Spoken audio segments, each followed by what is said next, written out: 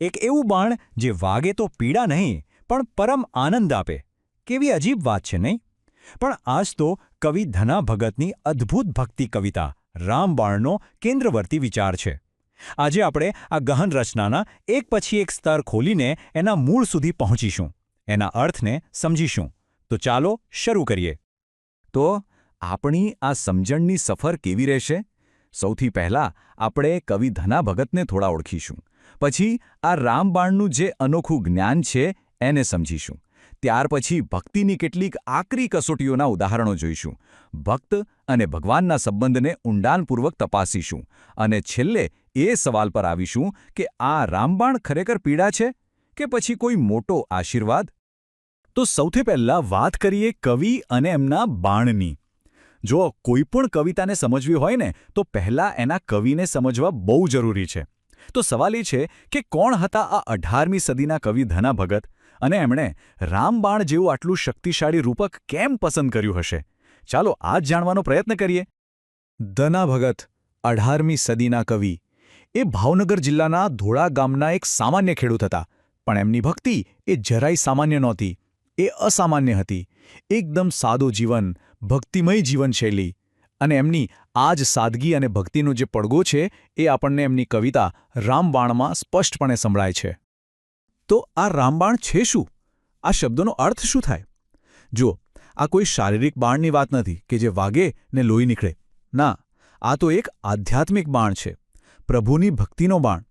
એટલે કે જ્યારે કોઈ વ્યક્તિ ભક્તિમાં એટલી બધી ડૂબી જાય, એટલી લીન થઈ જાય કે એને દુનિયાનું ભાન જ ના રહે, ત્યારે કહેવાય કે એને રામબાણ વાગ્યું છે.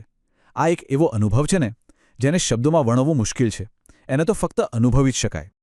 અને આ વાતને સમજાવવા માટે કવિ એક જબરજસ્ત ઉપમા વાપરે છે. સાંભળજો.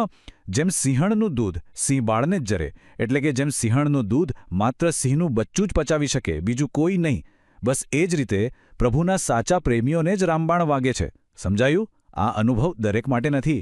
એ ફક્ત એવા સાચા ભક્તો માટે છે જે એને ઝીલી શકે, એને પચાવી શકે. તો હવે આપણે કવિતાની અંદર ઉતરીએ. એના પહેલા જ પદમાં કવિ એકદમ સ્પષ્ટ કરી દે છે કે આ જ્ઞાન કોના માટે છે, આ ભક્તિ કોણ સમજી શકે અને કોણ ના સમજી શકે. આ પંક્તિઓ જ આખી કવિતાનો પાયો છે. જુઓ આ પંક્તિઓ. રામ બાણ વાગ્યા હોય તે જાણે, પ્રભુના બાણ વાગ્યા હોય તે જાણે, ઓલ્યા મૂરખ મનમાં શું આણે. આ આખી કવિતાની ધ્રુવ પંક્તિ છે, એનો સાર છે. ધના ભગત અહીં બે ભાગ પાડી દે છે. એક બાજુ એ લોકો છે જેમને આ અનુભવ થયો છે, જેમને આ બાણ વાગ્યું છે. અને બીજી બાજુ એ લોકો જે આ અનુભવથી અજાણ છે, જેમને કવિ મૂરખ કહે છે. કવિ કહે છે કે જેને વાગ્યું છે એ જ જાણે, બીજો કોઈ આના વિશે શું કલ્પના કરી શકે. એટલે કે અહીં બે અલગ અલગ દ્રષ્ટિકોણ છે. ભક્ત જે આ અનુભવને જાણે છે, એના ગહન જોડાણને અનુભવે છે અને એને ઘા નહીં પણ એક ભેટ સમજે છે.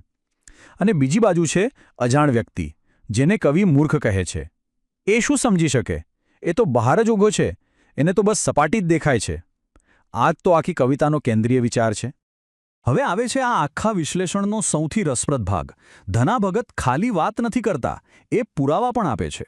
પોતાની વાતને સાબિત કરવા માટે એ પુરાણોમાંથી એવા નાટકીય ઉદાહરણો આપે છે કે આપણને ખ્યાલ આવે કે આ રામબાણ શું ચીજ છે.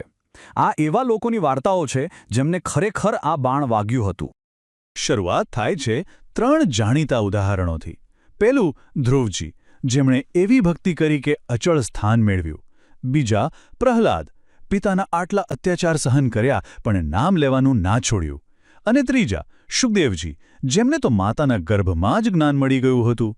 આ બધા અતૂટ શ્રદ્ધાના જીવંત ઉદાહરણો છે. પણ હવે જે ઉદાહરણ આવે છે એ તો ભક્તિની કસોટીની ચરમ સીમા છે. રાજા મયુરધ્વજ. કવિ કહે છે, મોરધ્વજ રાજાના મન હરી લેવા, હરી આવ્યા એ ટાણે. એટલે કે ભગવાન પોતે એમના મનની પરીક્ષા લેવા આવ્યા. અને કસોટી.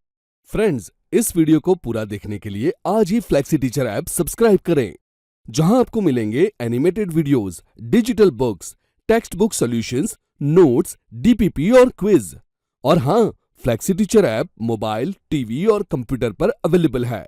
और अगर आपके पास इंटरनेट नहीं है तो तुरंत ऑफलाइन सेट टॉप बॉक्स के लिए संपर्क करें. Flexi teacher, the one you needed.